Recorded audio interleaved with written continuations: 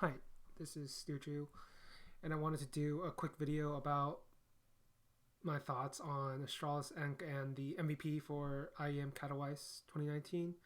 I won't go too into depth because I've already done like a great why Astralis is the greatest of all time article, and I'm doing another article about ENCE's run at the major. But I just wanted to give some points about what I saw from both teams and my quick reactions as to what happened at this major.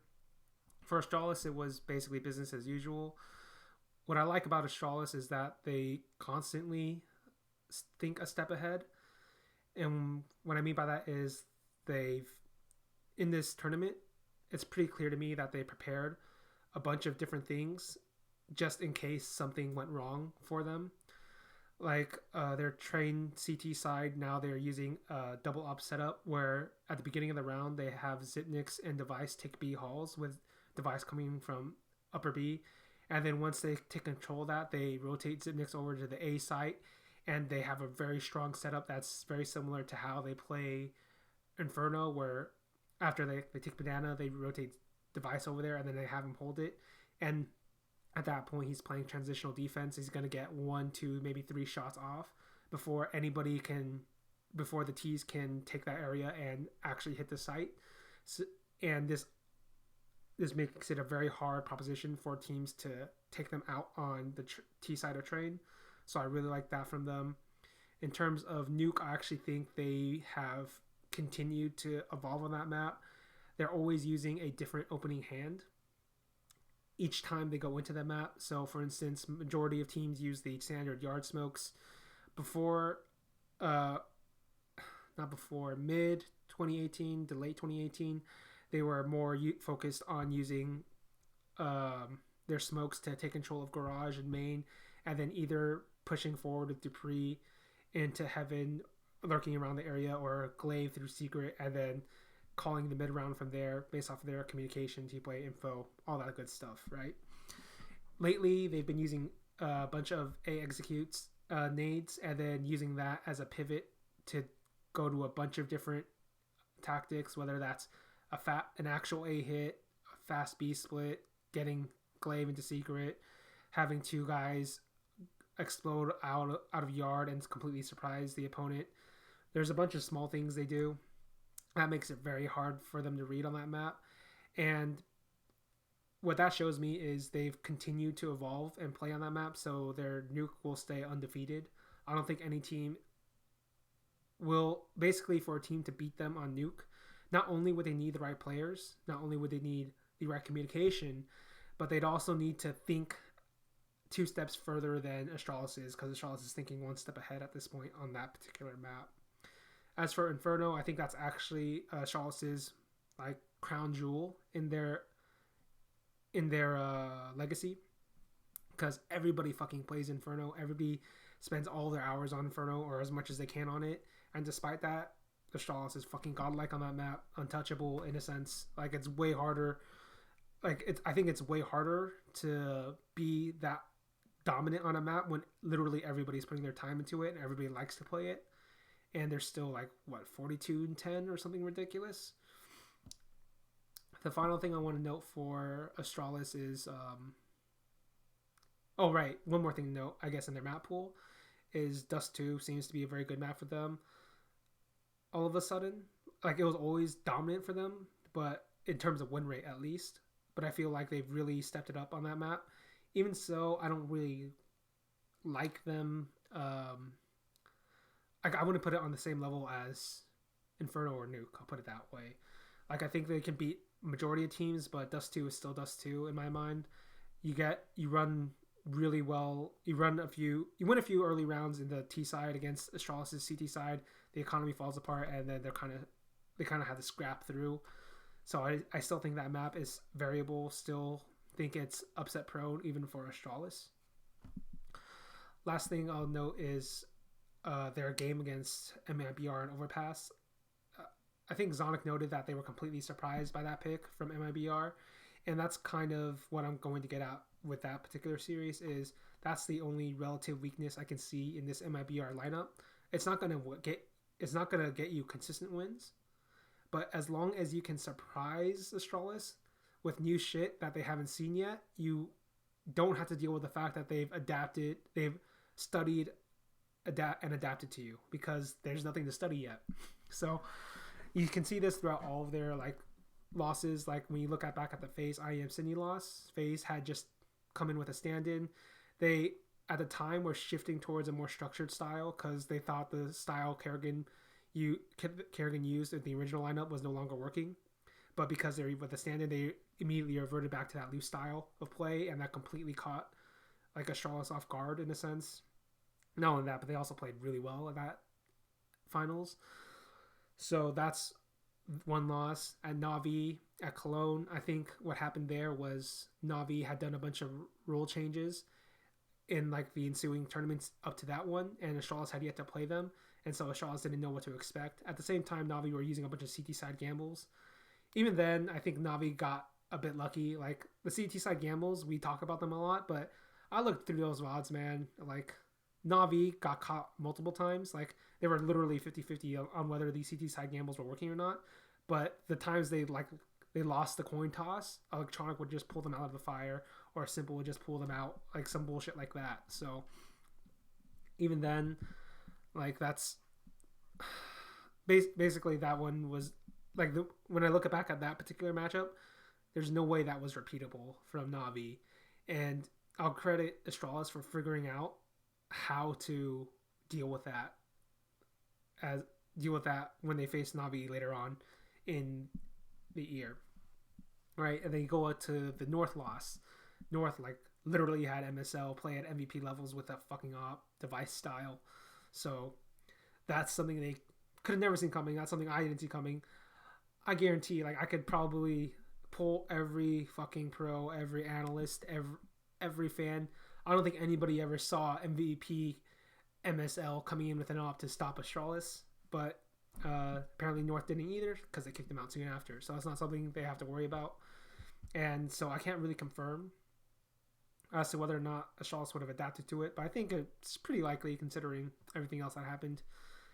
Look to the MABR lineup, pretty close, generally speaking. Pretty close like matchup when they met up against each other at the end of last year. And the reason I think for that was because Yank came in, he fixed a bunch of problems with Stewie 2K and Tarek integrating into the lineup, started to fix some of the issues, made their team play a bit better, and like their tactics started to like really surprise Astralis. Like the one I'm always thinking of is like there's like the famous like final two rounds on the Inferno map where like everybody like criticized Fallen for having people rush up the bracket area through the smoke and then all dying, right?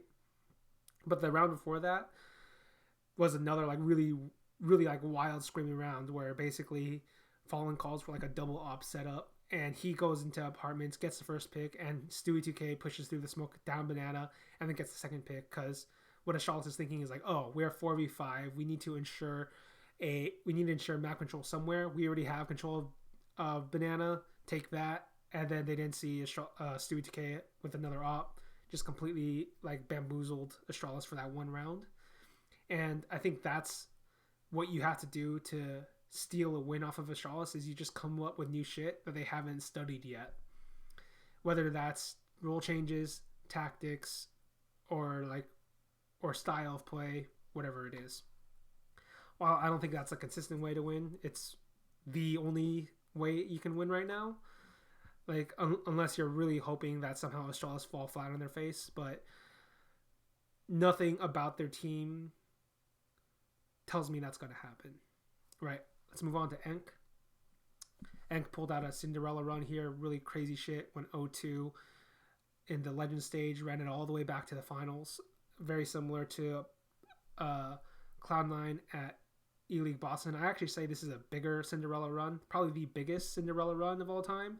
Like, this is probably bigger than the simple TL runs in 2016, where they like really pulled out some bullshit to get all the way to get as far as they did in both runs. This is by far the craziest, and while a lot of people really want to believe like this is going to be repeatable, I'm not as certain. Like here are the repeatable facts I think can move forward. First, their team play and tactics are pretty fucking solid. I actually think Alexi B is one of the better in-game leaders, tactically speaking. Like, I really liked the way he called against Na'Vi on Train. Like, he was basically calling for a bunch of outer splits. And they were all well executed. They're all really aggressive, full of confidence. And the great thing about that is basically they're always going to grind down the economy at the worst case scenario. Best case scenario, they win the round, right? And so they kept doing that throughout the half. And then at the critical 13th round, where Na'Vi was at breakpoint for their economy, he calls for a similar tactic, but instead he has everybody come from team main or pop dog, because in the regular splits he always had a player coming from Ivy, which was I think X7. And so by doing that small adjustment at the very end, what basically happens is Navi's been conditioned to leave one player to hold Ivy. And so when the smokes come in, when the nades pop off, basically there's one less player defending the outer site, and that player is cut off because of the smokes. And roll that round and win that round and break the economy and then close their out like the final 2 rounds of that half, because Na'Vi just don't have the money to fight them back. Outside of their team playing tactics, I think other things that I think are repeatable is I think Alu is always good for one series in the playoffs, and the one series in this tournament was against Liquid. I actually think that's not that crazy to think about, because I don't think Liquid have an all-time great Opper, and it takes an all-time great Opper to take out Alu in generally speaking. Like when I rank the Oppers in my head, it generally goes like, historically speaking, it'd be like Simple, Guardian, Kenny S, Device, right? Right now, though, it's probably just Simple, Device, and then Guardian and Oscar. But after that, like, who else is going to stop him, really? Who else is really going to stop Alu from having a lot of impact in the game? Like, Oppers in general, like, they're a dying breed, I think. I don't think there's that many great ones outside of the ones I've named.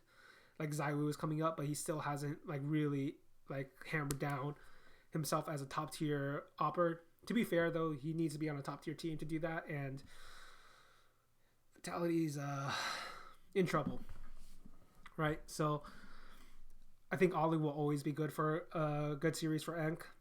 Outside of that, I think Ariel is always a wild card, but I really like the way he's entering in general. I thought he was probably their most consistent player, and the big outlier for me, individually speaking, is X7.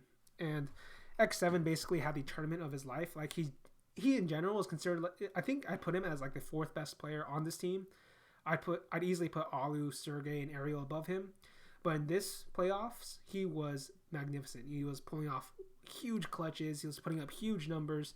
Specifically, he basically saved them against Na'Vi in that 1v1 against Simple at the very end of Mirage. And so when I look at him as a player, I think he performed way above par. So that's not repeatable in my mind.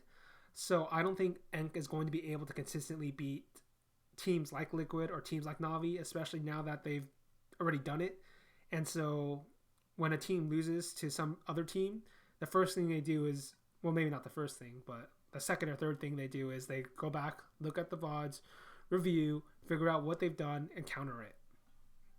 And while ENC has already like survived that kind of phase, because they've been playing for a long time now, individually speaking, they're probably going to figure out what the fuck X7 is doing, and they're going to figure out a way to stop him. And as for X7's, in the case of X7, I don't think he's going to repeat this performance. I actually think he's a very good player for his role, but this was like godlike performance from him that you can't expect to happen again going into the future. But hopefully I'm wrong. Like, I thought I'd be fucking crazy if he was that good, but I just don't see it happening, right? Last thing I want to point out is like ENC had a lot of promise, I guess, is basically going into this tournament. I thought the biggest problem for ENC was their mentality, because they had 4 rookies and Alu. But them going 0-2, then 0-1, then 0-7 in like the first 7 rounds against Big really made them mentally tough. So going forward, I want to see if they can continue that, because that was always their primary problem as a team in the tier 2 level, and then going towards the tier 1 level is they kind of look shaky. They kind of look like they fall under the pressure, but they look fucking great here. They look mentally stronger than either Liquid or Na'Vi, to be honest. So, well, maybe not Simple, but like the other players in Na'Vi, right? So I think ENCE is going to end up somewhere in like the top 8 to top 6 range. Like they'll consistently make playoffs, get them the right matchup. They can probably upset one of the better teams. That's kind of where I put them at right now. We'll have to see going forward. Last thing I want to talk about is the MVP of IEM Katowice. I think there were only 4 candidates this time: Zipnix, Magisk, X7, and Simple. I'll go ahead and say I think Zipnix was the MVP here. I thought he really carried. Carry is a relative term because I thought basically like a majority of the Astralis players were just doing very well throughout the entire tournament. But among them, I thought Zipnix had the highest impact and the highest level of consistency throughout that playoffs. I thought he was really fucking good. Way better than normal. I'd give him the MVP. I'd personally give him the MVP. I think the other guy you can consider is probably Magisk. Magisk probably had the best performance against MIBR on Overpass, which was technically the most dangerous series for them in terms of elimination match. But just the way Astralis smashed MIBR and Inferno, and just the difference between them in that series, like I don't think it was actually that as impactful as it normally would be. So that's why I favor Zipnix over Magisk in that sense. Though I think Magisk is a fine choice overall.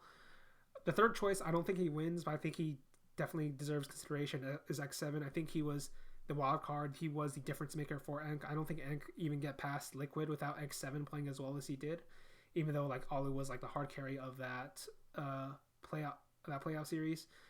And then he also did extremely well against Na'Vi in this semifinals, and he was actually pretty good against Astralis in the first game of the finals. So I think among the ENCE players, I'd put X7 as my MVP candidate for that team. Final guy I have to shout out, as always, is Simple. I thought Simple went fucking godlike against ENCE in that semifinals. Like, basically, before the series ended, I think I tweeted like, ENCE had already 2-1 Na'Vi. The only thing left they had to do was 2-1 Simple.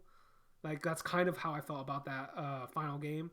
Was like Na'Vi had, like, I'll explain this in a later video when I talk about Na'Vi in this tournament. But basically, Na'Vi was reverted to the norm.